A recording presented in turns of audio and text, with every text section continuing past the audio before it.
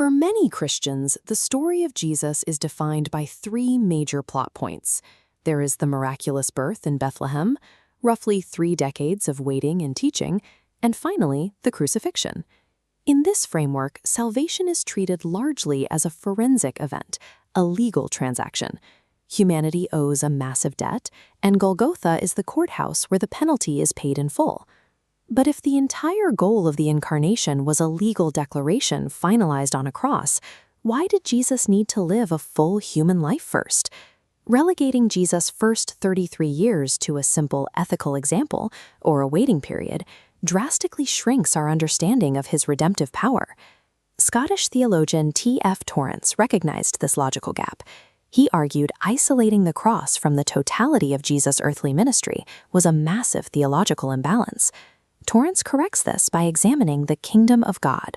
Rather than an abstract realm or a political program, the kingdom is Jesus himself in dynamic, personal presence.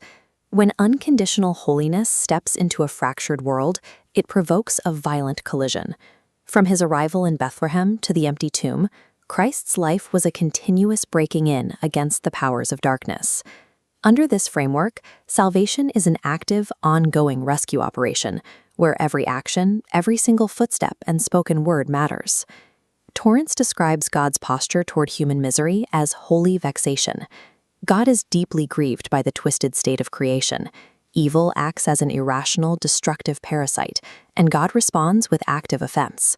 Far from remaining a detached observer, God enters the distress directly. He physically allies himself with victimized humanity by stepping right into enemy-occupied territory. This approach changes the weight of Christ's miracles. The Church has frequently reduced his healings to external proofs, divine credentials performed simply to validate his status.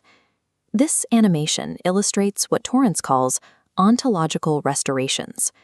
When Jesus heals the sick or feeds the hungry, he is driving out the corruption of the fall and forcing broken laws of nature back into their true divine order. Exorcisms operate with the exact same logic. They are real-time cosmic warfare. Jesus acts as the stronger man, breaking into a stronghold to systematically bind the enemy and liberate his captives. His daily earthly ministry was a literal offensive invasion, actively taking back occupied territory from the powers of darkness day by day. To explain how this process biologically and ontologically healed human nature, Torrance leans on an ancient concept from the early church fathers known as recapitulation.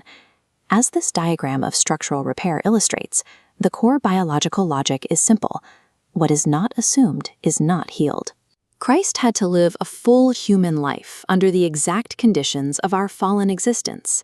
By facing infancy, hunger, temptation, and suffering, he fought and sanctified human reality from the inside out.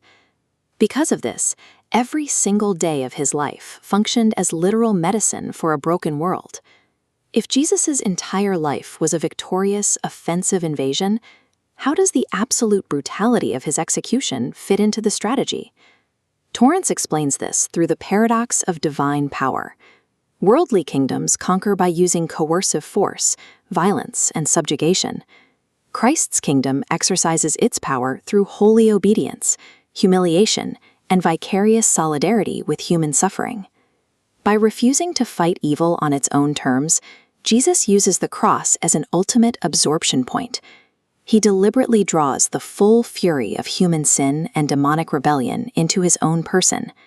By absorbing that violence completely, he destroys the power of evil from within human nature itself.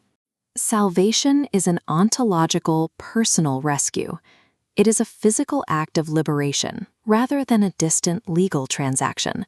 The cross acts as the climax to a lifelong battle for human liberation that began the moment he entered the manger.